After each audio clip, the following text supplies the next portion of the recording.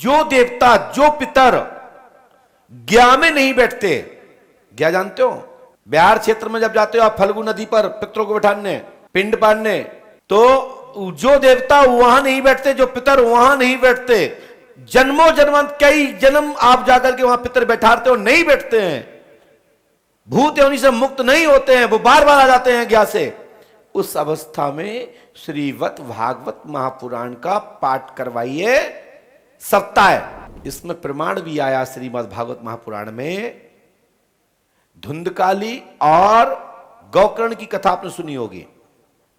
एक प्रेत की कथा आप सुनते हैं, तो वह प्रेत श्रीमद् भागवत महापुराण से मुक्त हो गया। कई तीर्थों में जाओ, कई बार पूर्वज नहीं बैठते, तो उस अवस्था में श्रीमद् भागवत महापुराण ही अंतिम उपचार है। पंडोगर धाम में विशेषकर पूर्वजों को स्थान दिलाने का इसलिए काम करता है कि हम सब लोग अपने अपने पूर्वजों की संतान हैं, अपने पूर्वज क्यों बाहर बिलखते रोते फिरे।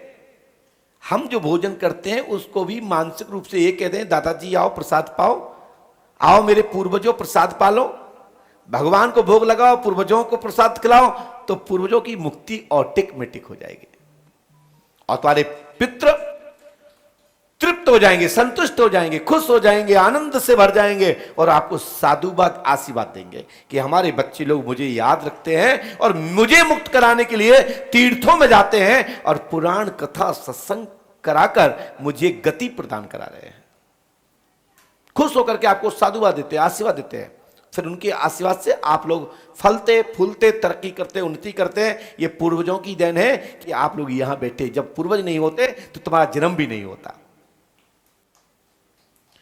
और कई हमारे परिवार के, अरे वो तो चाचा थे, उनके तो खुद बच्चे हैं, मैं क्यों करूं। अरे बिल्कुल चाचा के बच्चे नालायक निकल गए तो क्या तुम भी निकल जाओगे।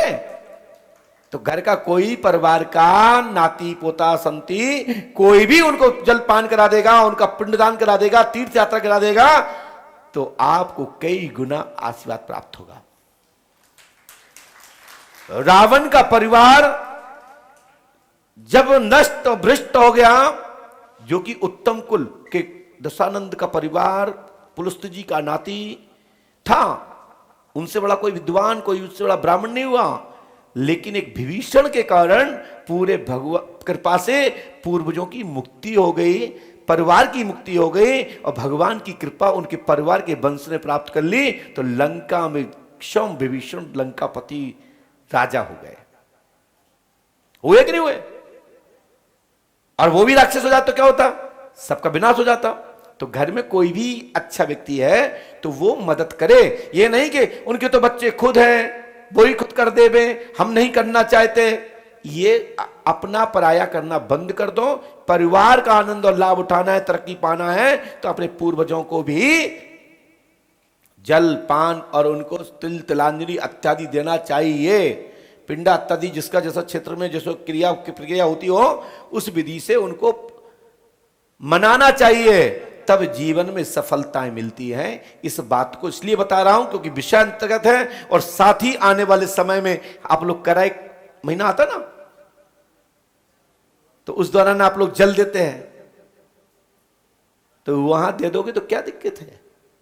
और पंडोकर सरकार धाम में पितरों की मुक्ति के लिए एक रास्ता पूज्यपाद सदगुरुदेव भगवान ने बताई है।